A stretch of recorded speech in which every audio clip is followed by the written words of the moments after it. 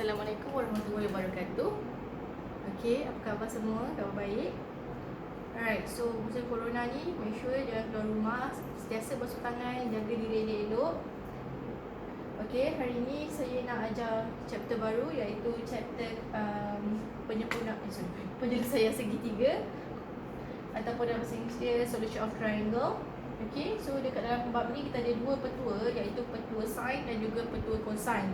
So hari ni saya sentuh satu saja iaitu petua sin, petua sinus. Okey, kamu boleh tengok buku teks, buku surat 242. Okey, kita ada formula untuk petua sin. Petua dia ialah A bahagi sin A sama dengan B bahagi sin B sama dengan C bahagi sin C. Ataupun kalau kita pakai sin A over A sama dengan sin B over B sama dengan sin C over C pun boleh. Okey, mana-mana pun boleh, terbalik pun tak kisah. Alright. So apa benda ni sebenarnya? Kalau saya ada segitiga, kalau side ni ialah A, ini ialah B, ini ialah C, angle dia ialah yang opposite dengan dia. Kalau side dia A kat sini, angle A ialah sini. Kalau side B sini, angle B ialah sini, opposite dia. Kalau side C ialah sini, angle dia ialah sini. Okey, so daripada sini kita boleh pakai formula ini untuk mencari nilai sudut dan juga nilai side. Okey, nilai side dia. Okey, saya tengok contoh, saya tulis contoh buku surat 244 contoh 1. Okey, kita ada segitiga.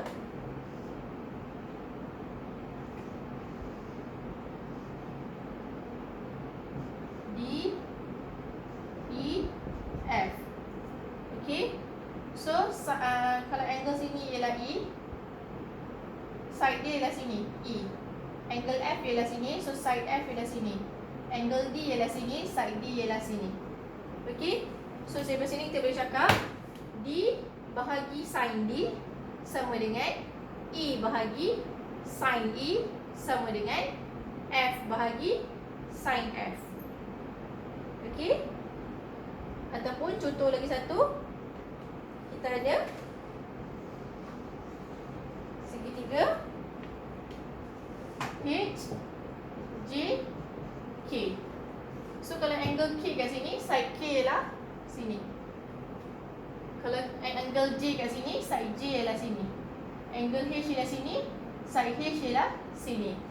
So kita boleh cakap H bahagi sin H sama dengan K bahagi sin K sama dengan J bahagi sin J. Okey. Alright, so kita tengok latih diri 9.1.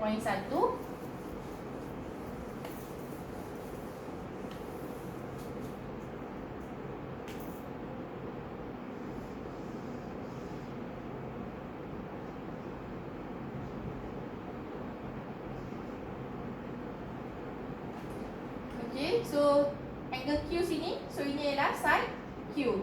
Angle R sini, so side R sini. Angle P sini, so side P sini.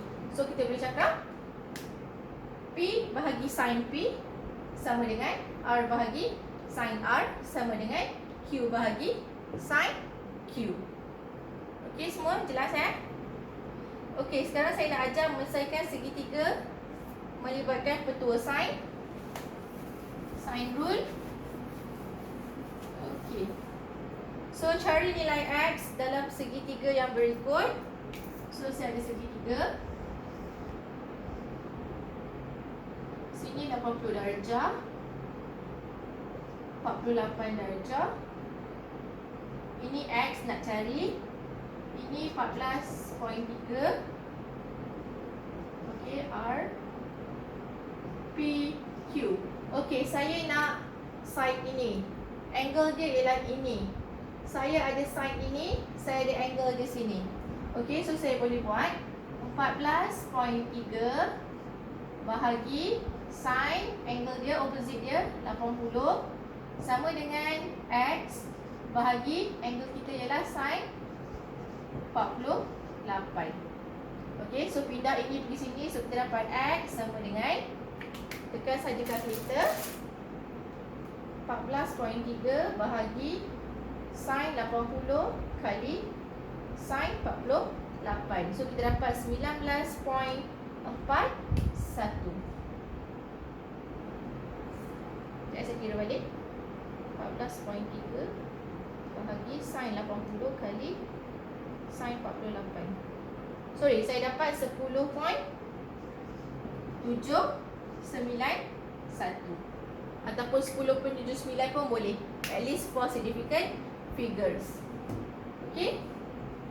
Next, saya buat B. Ada triangle kat situ. Triangle XYZ. Okay, kita ada 55.5 kat sini. Angle, kita nak angle X. Sini 6.2. Sini 7.05.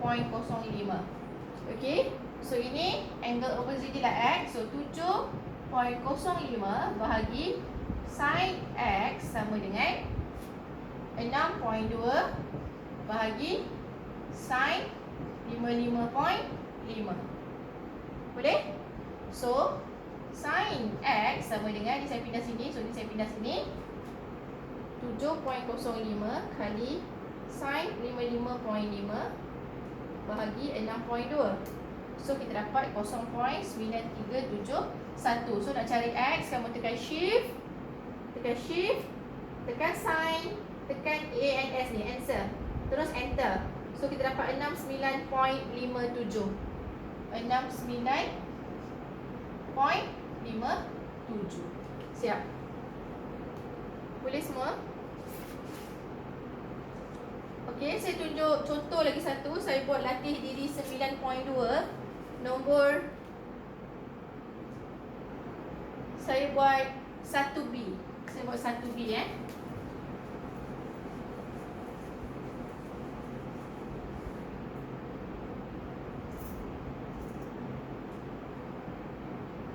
Sorry, saya buat 1A. Saya buat 1A.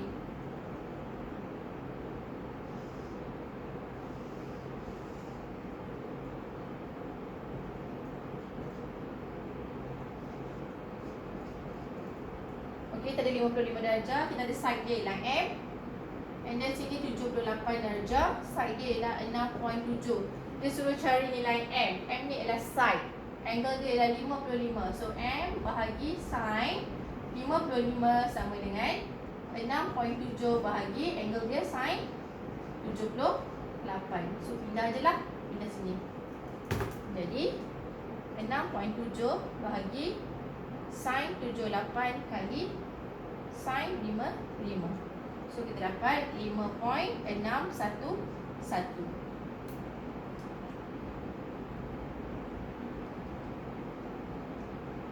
Okey.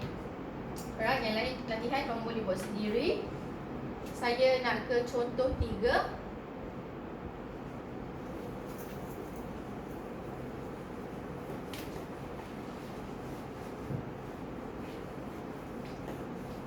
Okey, contoh 3 tu ada melibatkan bearing. Bearing ni nak baca macam mana?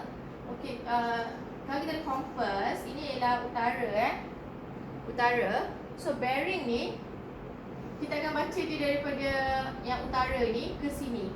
Contoh kalau kita nak tempat tu di sini, so bacaan dia kat sini. Okey, angle dia macam tu. So kita akan baca arah jam macam ni. Okey, cara bacaan dia. So contoh kalau kat situ kamu tengok surat 245, dia kata dalam bidang geografi, bearing digunakan untuk mengetahui arah sesuatu tempat dari satu titik rujukan. Contohnya bearing A. Okey, tempat ni ialah A. Dia kata daripada O. O tu ialah sini. Okey, saya buat lain lah. So you kat utara sini. So kita ada A kat sini. Dia kata bearing daripada O. Sini. A tu sini. So kita baca daripada sini pergi ke garisan ini. Okey, ini ialah 30 darjah. So maknanya bearing dia ialah 030 darjah. Okey, ataupun kita boleh tulis utara, 30 darjah timur. Okey, ini ialah timur, dia utara. Okey. Alright, now saya buat contoh 3.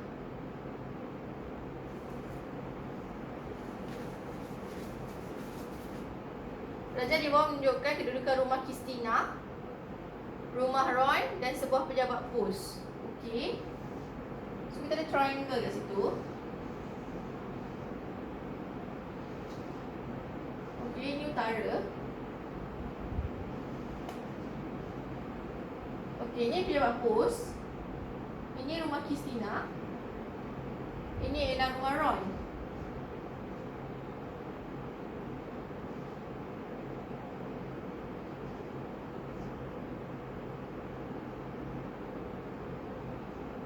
Pejabat pos 98 darjah.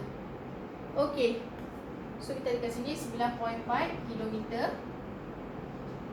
Dan kita ada 12 kilometer. Okey, dia kata hitung bearing pejabat pos dari rumah Kristina. Ini rumah Kristina. Ini pejabat pos. So ini garisan dia. Okey. Ini pejabat pos, ini rumah Kristina. So ini garisan dia. So kita akan baca ni kat tadi, kita akan baca daripada utara ke garisan ini. Maknanya kita nak nilai ini, kita kena cari nilai Q lah. Nak cari nilai Q, kita akan pakai sine rule. Okey, ini side dia, ini angle dia, ini kita ada side dengan angle. So 9.4 bahagi sine Q sama dengan 12 bahagi sine 98. Okey. So sudut Q ialah, ni saya pindah sana. Jadi 9.4 kali sine 98 bahagi 12. And then tekan shift, tekan sine, tekan A and S. Kita dapat sudut dia ialah 50.87. Okey. 50.87 tu ialah ni. Bearing ialah yang ini. So kita kena buat apa? Tolak dengan 90 darjah. So maknanya bearing P dari Q ialah 90 tolak 50.87. So saya dapat 39.13.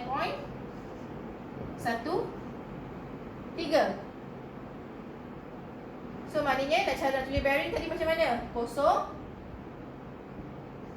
39.13. Okay, so ini jawapannya. Next, kita nak bearing dari pejabat pos ke rumah Ron. Pejabat pos, rumah Ron. So bearing dia yang mana? Daripada garisan utara sampai ke garisan. Okay, sini maknanya, sini kita nak. Okay, so kita cari dulu R. Kita cari dulu R. Alright. So nak cari R, kita dah ada sini. Kita dah ada sini, so tolak saja dengan 180. Sebab total segitiga ialah 180. So sudut R ialah 180 tolak 98 tolak 50.87. Okay. So kita dapat 31.13. 31.13 tu sini. Bearing ialah daripada garisan utara ke garisan sini. So kita kena tambah dengan 270. Okey, ini 270 sebab ini semua 90 darjah, 90 darjah, 90 darjah, 90 darjah. So 270. So bearing pejabat pos dari rumah Ron ialah 270 tambah 31.13. So kita dapat jawapan dia 301.13.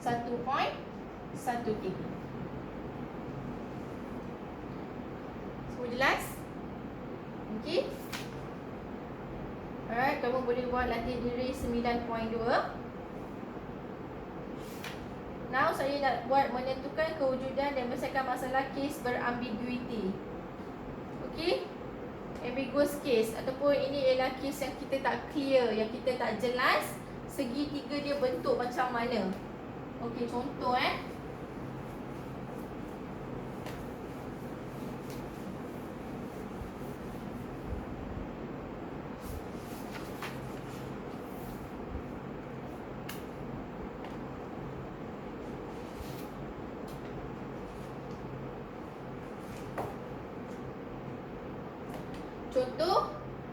Kalau dia kata sudut P ialah 30 darjah. And then dia kata PR ialah 7 cm. Lagi dia kata RQ ialah 4 cm. Dia suruh kita lukis segitiga PRQ ni. Dia suruh kita lukis segitiga PRQ. Tapi kita hanya ada 3 information ini sahaja. Okey, so saya lukis dulu sudut P ni. Sudut P. Sorry, ini ialah sudut. Itulah sudut P. So, saya lukis dulu sudut P. Sudut P ialah 30 darjah. Okey. And then dia kata PR ni 7 cm. Saya pun lukislah R 7 cm. Okay, now dia kata RQ. RQ ni 4 cm. Okay. Tapi masalahnya sekarang ni saya tak tahu PQ.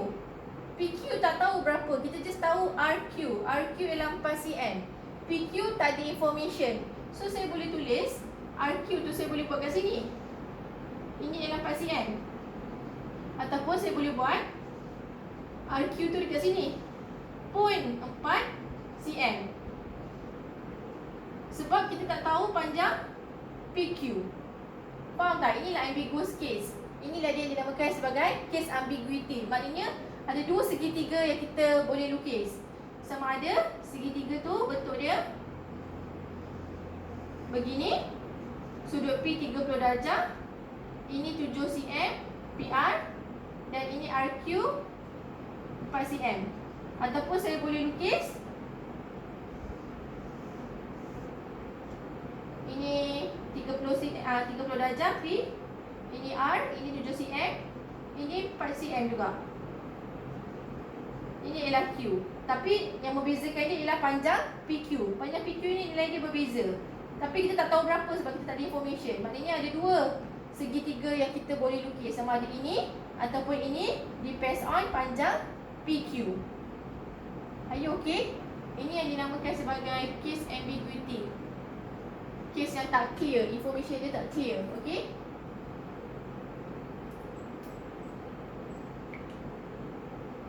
Cuba tengok contoh 4 Contoh 4 tu ialah gambar yang saya lukis kat sini. Ini ialah A. Maknanya segitiga tu dia mula dia lukis yang ni Dia lukis yang segitiga ni, yang besar ni. Tapi RQ tu sebenarnya kita boleh juga lukis dekat sini. Okey. Dalam konteks kamu dia lukis yang hijau ini Tapi boleh tak lukis yang ditanya? Soalan dia, adakah ini boleh jadi case ambiguity? Jawapannya boleh, sebab kita boleh lukis kat sini pun boleh. Okey. Tapi untuk P, adakah ini wujud case ambiguity? Yang ni tak boleh. Sebab kita ada dua angle situ. Kita ada 40 darjah dengan 80 darjah ni kita tak boleh ubah. Okey, 40 darjah tu kita tak boleh nak besarkan dia, kita tak boleh nak kecilkan dia. Begitu juga 80 darjah, kita tak boleh nak tambah angle dia ataupun kita kurangkan angle dia. Tak boleh. So, maknanya segitiga tu kita tak boleh buat apa-apa. Itulah dia segitiga dia. Tak boleh ubah bentuk dia. Okey, tapi yang untuk A tu kita boleh ubah bentuk dia jadi macam ni. Sebab kita tak ada information pasal PQ. Kita tak tahu angle ni berapa. Kita tak tahu side ni berapa. Alright? Okey, kita tengok contoh 5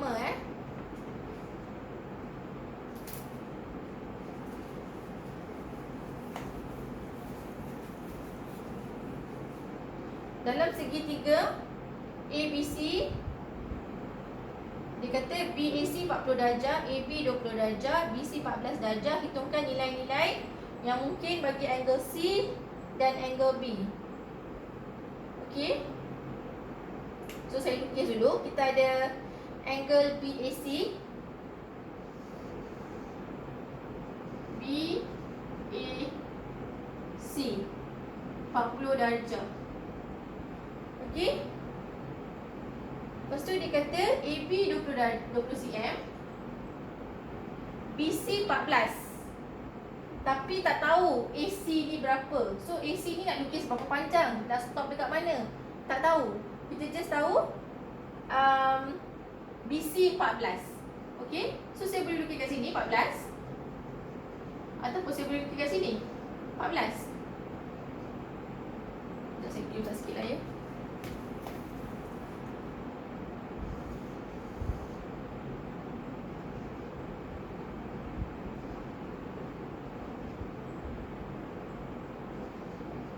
Okey, kita tahu BC 14. So saya boleh tulis BC tu kat sini 14. Ataupun saya boleh tulis kat sini 14. Okey, ini mesti dari segitiga sama kaki sebab dia sama. Okey, C tu mungkin dekat sini ataupun C tu mungkin dekat sini. Sini boleh, sini boleh. Ambiguity. So dia kata hitungkan nilai-nilai yang mungkin bagi sudut C. Okey, kita nak sudut C. Kita ada side sini, angle sini.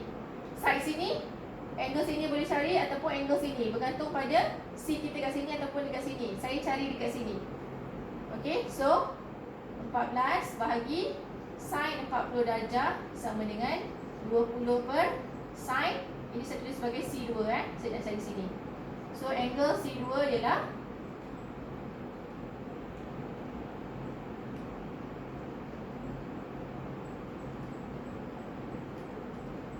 kita dapat 66.67.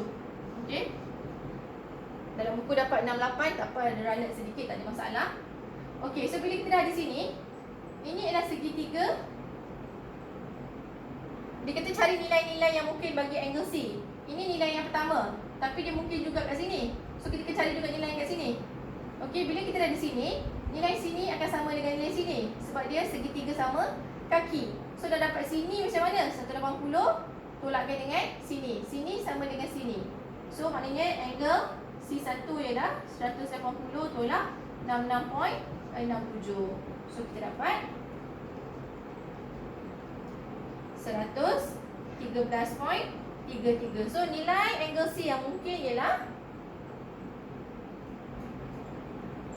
113.33 ataupun 66.67. So ada dua nilai yang mungkin. Okey. Next question. Dia nak angle B. So angle B, kalau C tu yang sini, kalau C ialah sini, angle B kita ialah semua inilah. Semua ini. So nak dapat angle tu, angle B yang pertama ialah ni 40, ini ialah 66.67. So 180 tolak 40 tolak 66.67. So kita dapat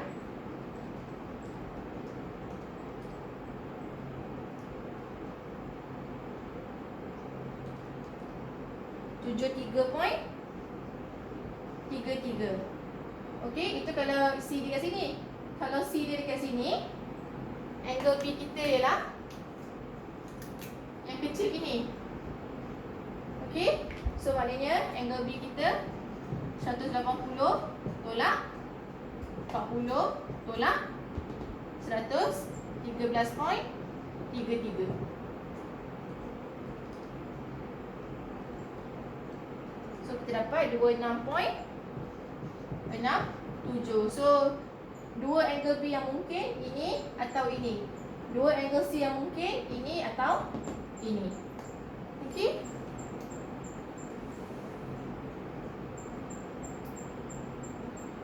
Next kita tengok menyelesaikan masalah berkaitan segitiga menggunakan bentua sin. Contoh 6.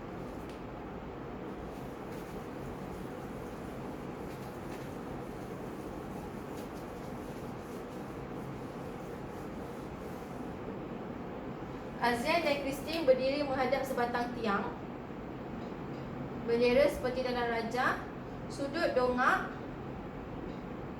puncak bendera dari. Okey, so kita ada Azian, kita ada Badrul, kita ada bendera kat sini, kita ada Christine.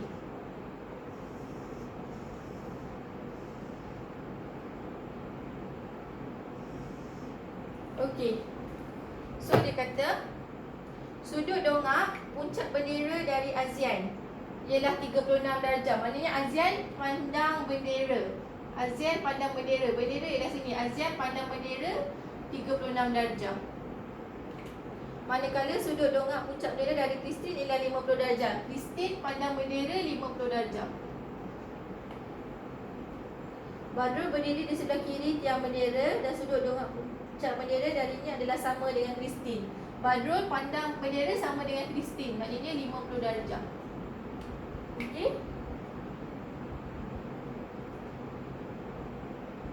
Jarak antara Azian dengan Christine ialah 35. Azian, Christine 35. Cari jarak antara Azian dengan Badrul jika tinggi bagi ketiga-tiga mereka adalah sama. Okey? Tinggi mereka adalah sama. So, kat sini apa yang kita boleh cari dulu?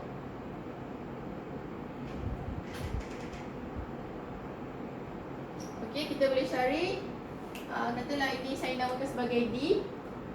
Kita ada sini, kita ada angle sini. So, saya boleh cari angle keseluruhan ini. Okey? Angle ADC sama dengan 180 tolak 36 tolak 50. So, kita dapat 94. Okey, angle ini 94. Lagi kita boleh cari angle ini. Kita boleh cari angle sini. Sebab kita di sini, kita di sini. Okey? So, angle BDC ialah 180 tolak 50 tolak 50. So, kita dapat 80 darjah. Okey, so ini ialah yang coklat ni ialah 80 darjah.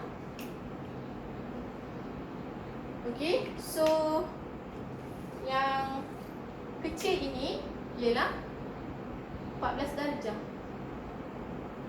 Okey.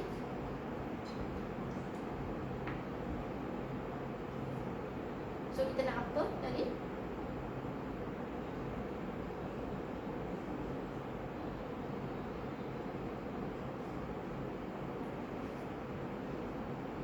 So kita nak cari jarak Azian dengan Badrul. So kita nak sini. So kita nak sini.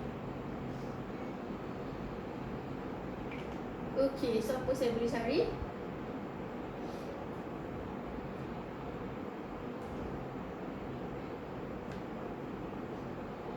Okey, saya cari dulu panjang ini. Boleh tak? Ini saya cari panjang DC. Okey, saya cari DC. So DC bahagi sin 36 sama dengan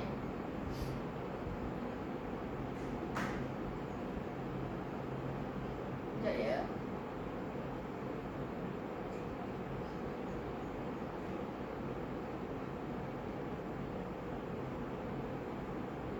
Okey, tak maulah.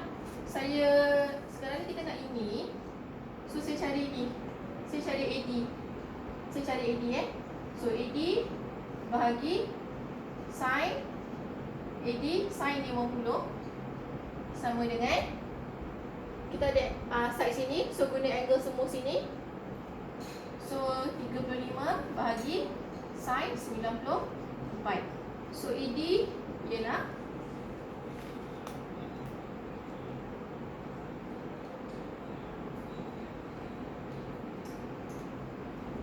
26.88.